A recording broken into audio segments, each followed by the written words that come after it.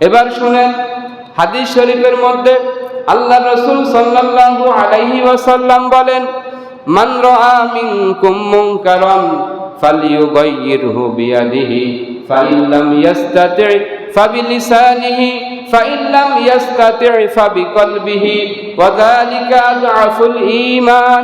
আল্লাহ রাসূল সাল্লাল্লাহু আলাইহি ওয়াসাল্লাম বলেন, তোমাদের সামনে তোমরা কেউ যদি দেখো কোনো গর্হিত কাজ হয়, কোনো অন্যায় কাজ হয়, ফালিয়ুগাইয়িরহু বিয়াদিহি, এক নাম্বার কাজ হচ্ছে তুমি হাত দিয়ে সেটিকে বন্ধ করে দাও।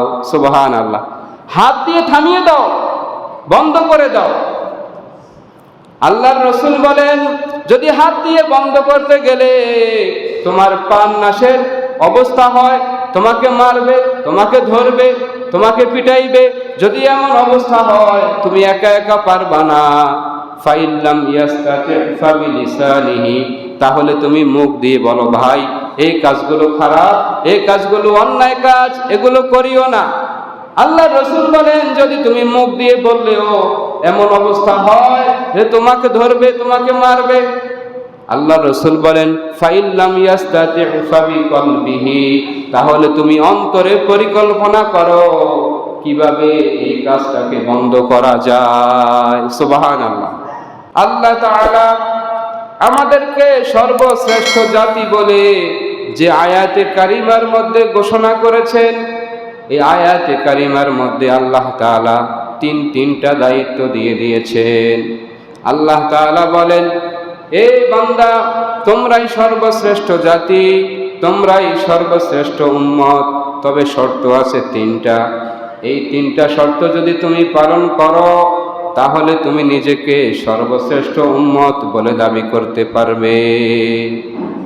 এক নাম্বার শর্ত, আল্লাহ তাআলা বলেন, তা'মুরুনা বিল মা'রুফ, সৎ কাজের আদেশ দিতে হবে, সৎ কাজের দাওয়াত দিতে হবে, মানুষকে ভালো কাজের জন্য আহ্বান করতে হবে। ওয়া তানহাউনা আনিল মুনকার, অসৎ কাজে মানুষকে বাধা দিতে হবে, নিষেধ করতে হবে। তিন নাম্বার আল্লাহ তাআলা বলেন, আতুমিনুনা বিল্লাহ, আমি আল্লাহ তাআলার উপর পরিপূর্ণ ঈমান আনতে হবে। সুবহানাল্লাহ। তাহলে কাজ কয়টা?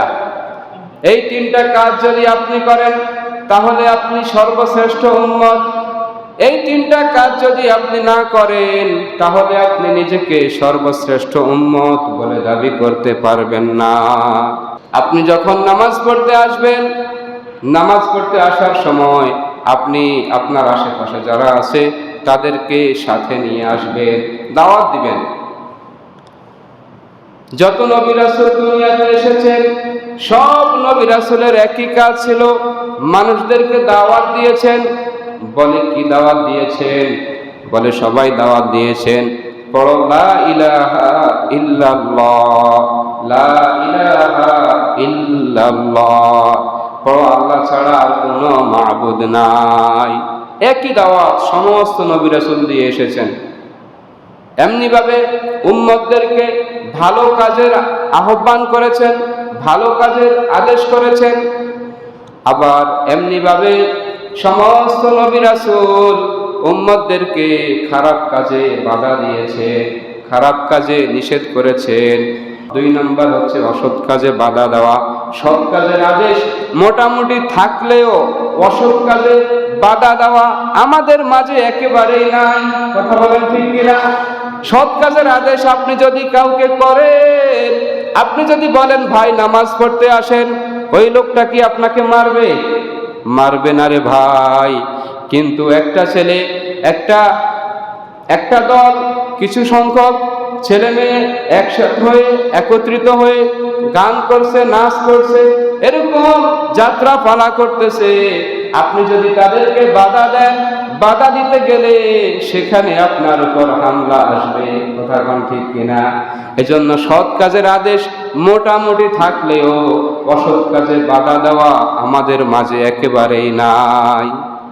এবার শুনেন, হাদিস শরীফের মধ্যে আল্লাহ রাসূল সাল্লাল্লাহু আলাইহি ওয়াসাল্লাম বলেন, মান রাআ মিনকুম মুনকারান ফালিয়ুগাইয়িরহু বিয়াদিহি ফাইন লাম ইয়াস্তাতি ফাবিলিসানিহি ফাইন লাম ইয়াস্তাতি ফাবিকলবিহি ওয়া যালিকা আযআফুল ঈমান।